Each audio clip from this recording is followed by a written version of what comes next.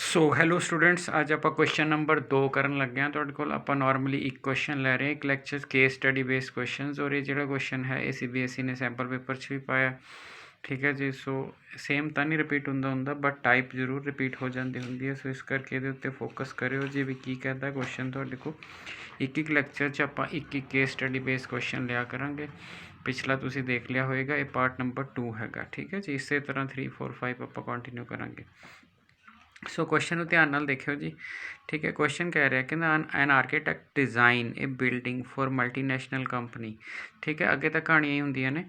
The floor consist of rectangular region, ठीक है, with semi circular जिहड़ा हैगा एंड्स।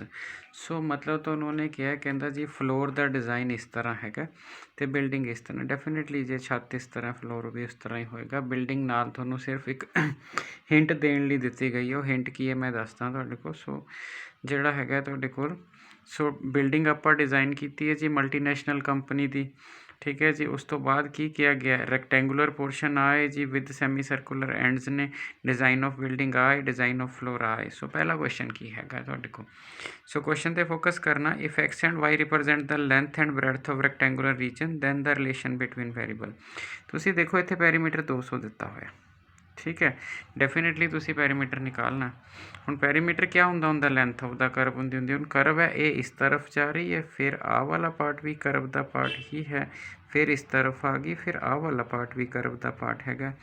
आ पार्ट करव दा पार्ट नहीं है। इस डिज़ाइन में देखो इसे करके हिंट दिता होया।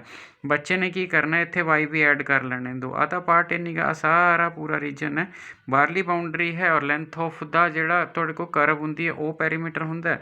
सो अंदरों वाई ना ऐड करिया ना। सो वाई ऐड करते ही तुहाडा क्वेश्चन गलत हो जाना। इस डिज़ाइन नूं इस वाले नाल रिजैंपल करवा लो। सो विच कोई लाइन नहीं है जिहड़ी तुहानूं लेट करवावे। इट मीनस जे इस क्वेश्चन नूं आपां करना होवे तां आपां किस तरह करांगे तुहाडे कोल, ठीक है जी।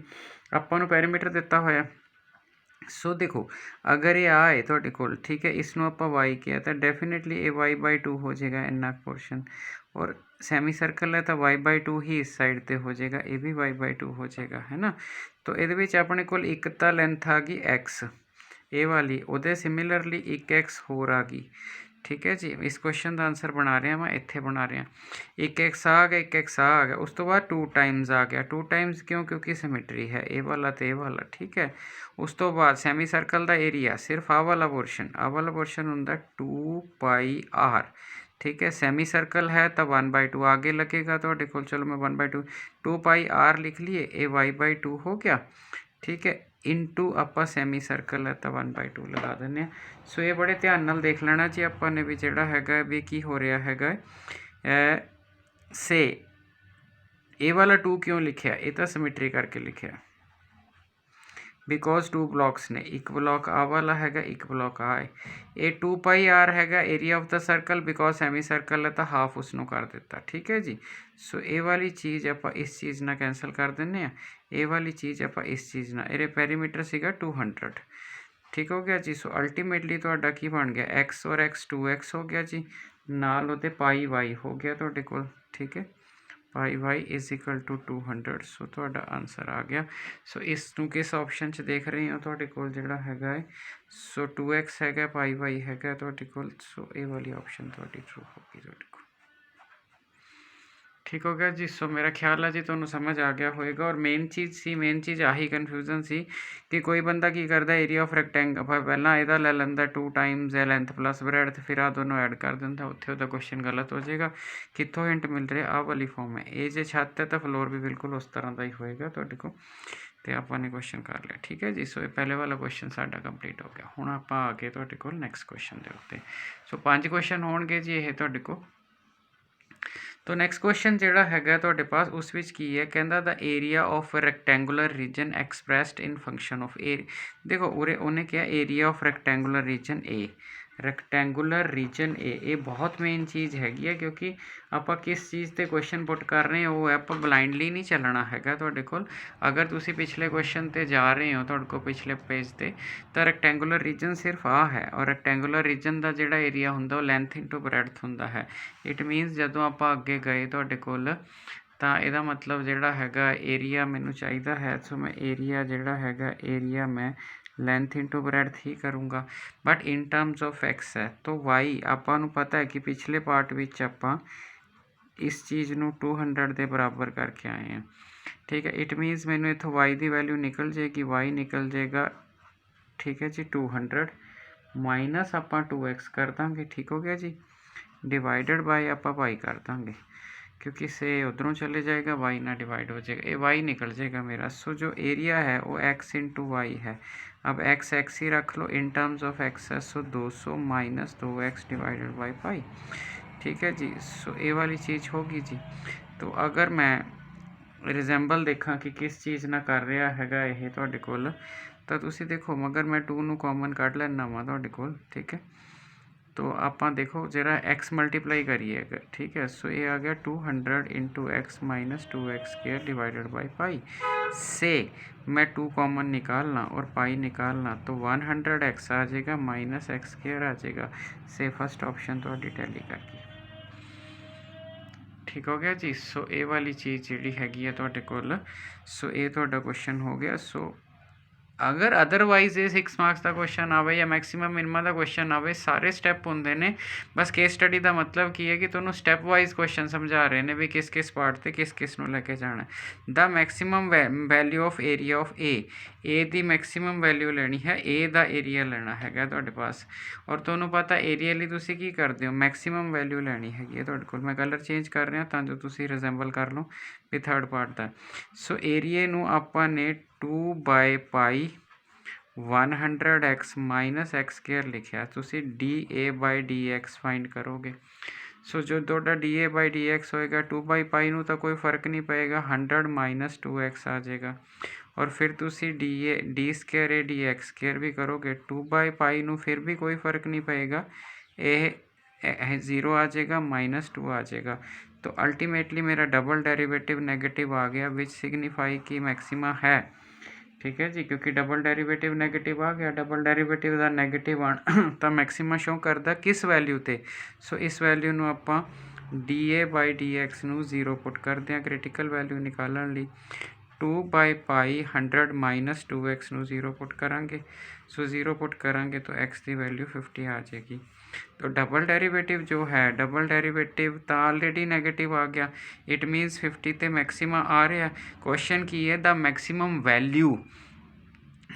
वैल्यू कितनी होएगी, किस पॉइंट ते मैक्सिमा आया हैगा, 50 के उत्ते आया हैगा ना, यदा मतलब तुसी 50 नूं इत्थे पुट कर दो जिथे तुहाडे पास आपां ने ए निकालिया सी।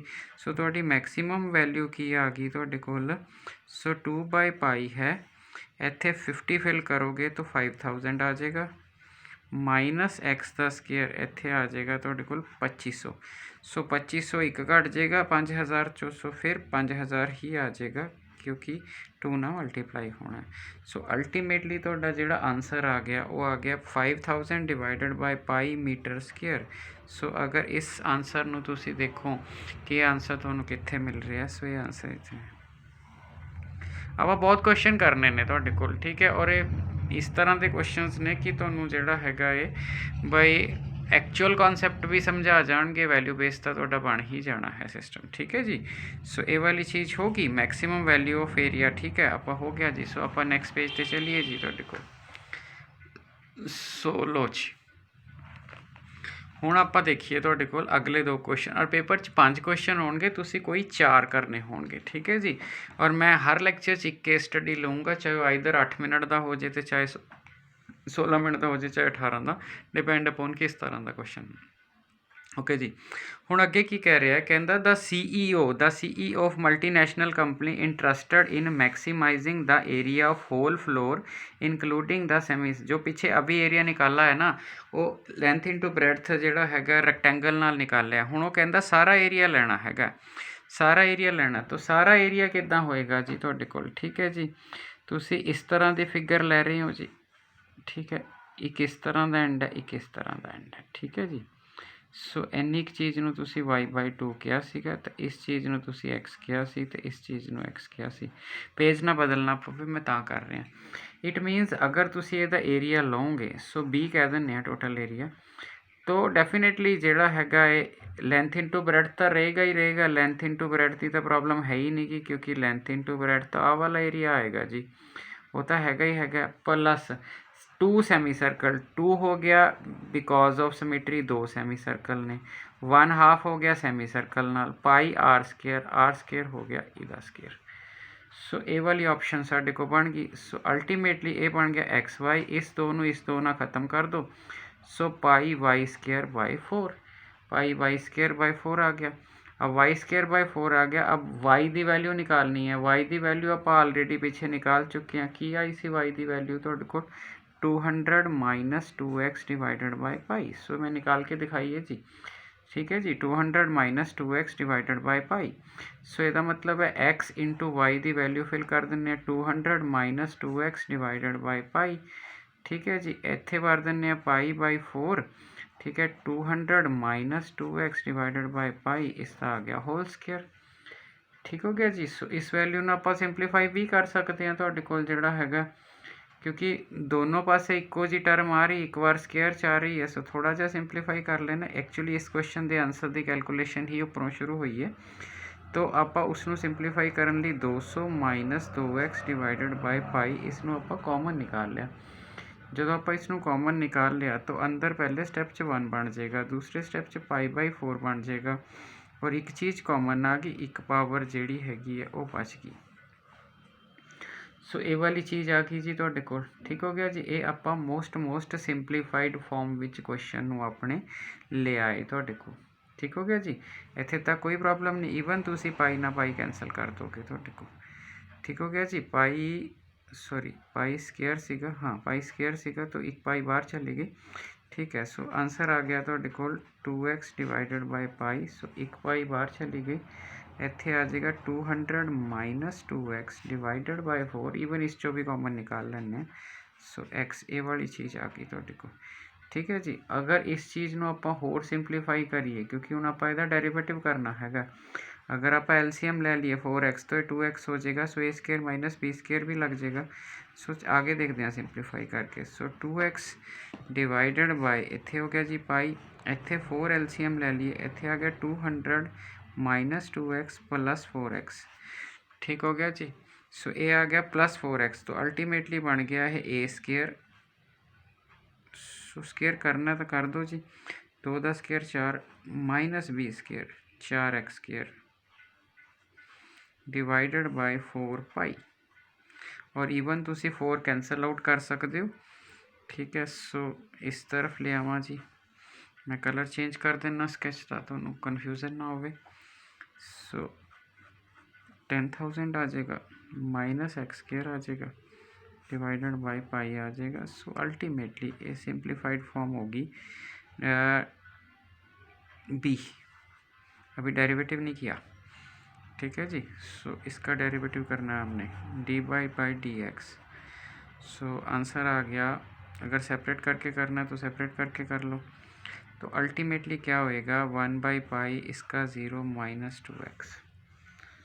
सो ईजी है जी, ठीक है जी। तो अब इस डेरिवेटिव को 0 फाइंड पुट करोगे तो आप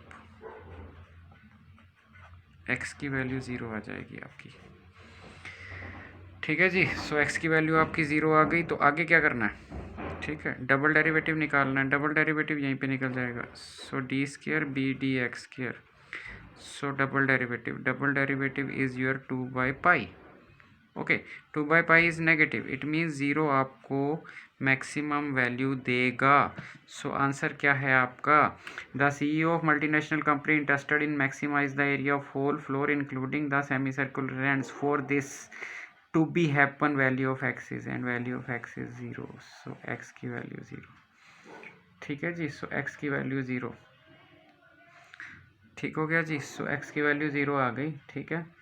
डेफिनेटली आंसर 0 है, बट इन प्रैक्टिकल आप सोच के देखो, अगर ये 0 हो जाएगा ना, तो इट मीन्स ये सब कुछ स्क्यूज हो जाएगा, ये दो एंड आपस में जुड़ जाएंगे, तो कैसे बिल्डिंग होगी ये तो आर्किटेक्चर ही बता सकता है, बट डेफिनेटली क्वेश्चन है तो सोल्यूशन दे दिया हमने, इन प्रैक्टिकल मे और मे नॉट बी पॉसिबल, ठीक है जी। सो आगे देखिए क्वेश्चन क्या है। So the area generated if area of whole floor is maximize, है ना। So the extra area generated, definitely extra area generated, extra area, ठीक है। सो एक्स्ट्रा एरिया कितना जनरेट हुआ है वो हमने देखना है, ठीक है, एक्स्ट्रा एरिया जनरेटेड। अब पीछे हम क्वेश्चन कर चुके हैं, ठीक है, पहले वाला एरिया हमने जनरेट कर लिया है, सो एक्स्ट्रा भी हमने जनरेट कर लिया। एक्स्ट्रा एरिया कहाँ पे आया था, तो जो हमने एरिया निकाला था, ठीक है जी, अभी आपने निकाला है, अभी आपने बी निकाला है, बी को मैं लिख दूँ। सो अभी आपने पिछले पार्ट में बी निकाला है, that is 10,000 minus x square divided by पाई। तो ये आपका बी हो गया, ठीक है। बी को मैक्सिमाइज करना है तो आपने यहाँ पे एक्स ज़ीरो डाल देना है,